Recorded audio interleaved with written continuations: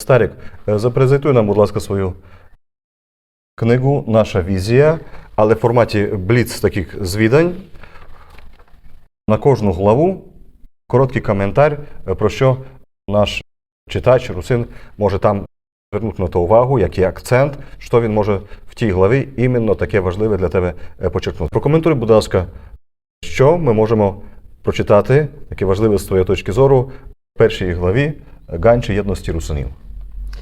Well, I would say, in terms of that chapter, most of it is on the lack of high culture, the lack of organization, and the issues that we have in terms of forming a united front in terms of progression or aggression against us. I think a lot of this is coming from the fact is that compared to the other states around us, we don't really have a national high culture, shall we say. We have people that care about their village, their district.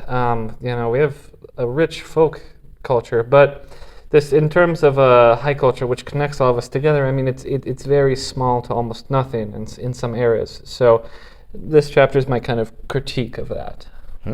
Дякую. Наступна глава «Якість, понад чисельність», будь ласка.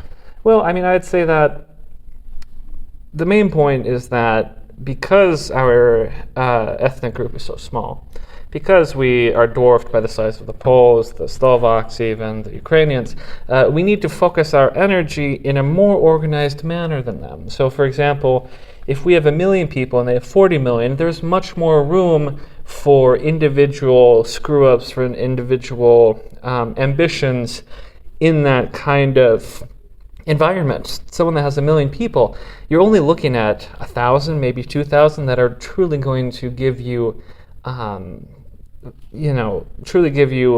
actual rewarding success on a kind of national level. So the thing is here is that my thing is be more organized and further commit to projects that will actually lead to success, not focus on more grammar books, more of this other stuff, protests. No, focus on institutional growth, institutional power, and the construction of a kind of national ethos.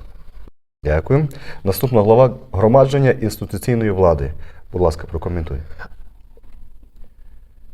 At its root, it is that we have no institutional power at all. We have no Russian political parties. There's nothing that's really institutional about us except for maybe some schools, things like this. So when I'm talking about gathering institutional power, I'm talking about creating a framework in which we as Rusins can act. That's on the local level, regional governments, police institutions, universities. It's really talking about stop whining and more actually start doing, and stop focusing on have people believing, stop focusing on trying to get people to believe they're Rusins and create an environment where that just happens already. Дякую. Глава наступна твоєї книги «Неповоджыня» в 1991 році. Про що ти там розповідаєш? Well, I would say that the biggest part about this chapter is that the failure in 1991 with the kind of autonomy vote. My main point about this is it was a horrible move. We had no institutional power, like we still do now.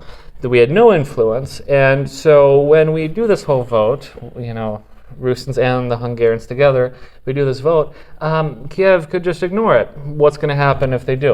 They weren't looking as like a big democratic, like a bastion of democracy in Western culture, especially 30 years ago. So it was that, again, it's stop the activism and start the actual work of achieving something. Дякую. Наступна глава «Наше русофільське минуле». Про що ти там розповідаєш? Well, so our Russophile past is very interesting in that while it has provided us problems and has kind of attached us to the Russian geopolitical games, shall we say, or even the West sees us as that, as just Russian pawns, it was very important in separating us from the people around us.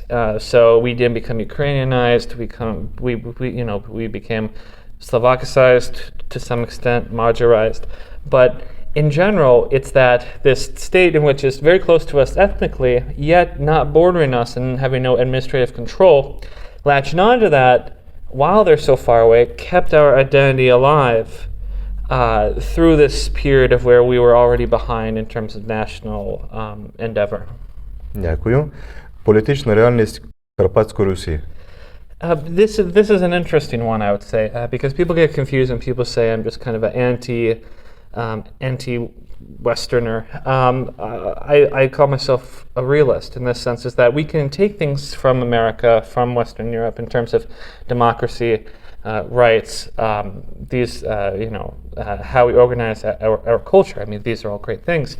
But we must recognize that as we stand right now, we are part of Ukraine, well, at least Transcarpathians are part of Ukraine, a state that serves as a buffer between the West and Russia, and that the West will do whatever it can to have Ukraine kind of drift into its sphere. So they're not going to do anything that angers these Ukrainians, and they don't really care about if this is bad for Rusins, because it just is. It's not in their interests. So I try to differentiate between the cultural artifacts which we can pick up, and recognizing that they have there's no reason for them to support us on any level in any endeavor. I'm talking about the West here. Дякую.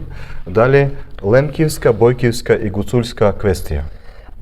Yeah, so this one is mostly about who is Rusin and who is not. And I think this is something that is a troublesome question even now, which just shows how far we're behind still. It's this thing of where I changed my views slightly, but I essentially argue that the Lemkos descend from the same Rusin immigrants as those in Prussia. So they're obviously Rusin, very close ethnically, culturally, everything. The Boykos are interesting. Boyko, as a name originates, is actually a slur against the Rusins that live there. So these ethnographic terms aren't so able to be defined that well. I argue that they're not, just because of how Ukrainized they were. But I think now, a year and a half, 2 years later, that it's worth to kind of reach out to them. And I think Hutsuls, again, are an essential part of the Rusin, Carpathian Rusin identity and kind of cultural background. Дякую. Остання глава «Усунути, розпрошыня».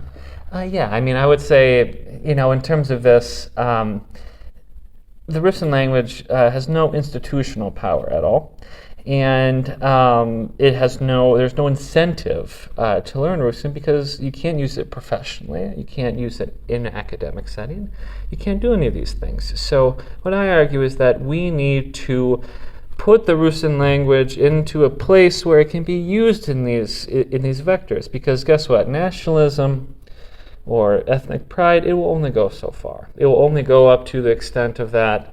Some people will learn it that are just really prideful. But for the average person, this just isn't the case. So we need to create higher level institutions, universities, that's not just a department in Rusin, but the whole. Universities in Rusin, high schools, businesses that work purely in Rusin, these things we need to seriously expand. Дякую.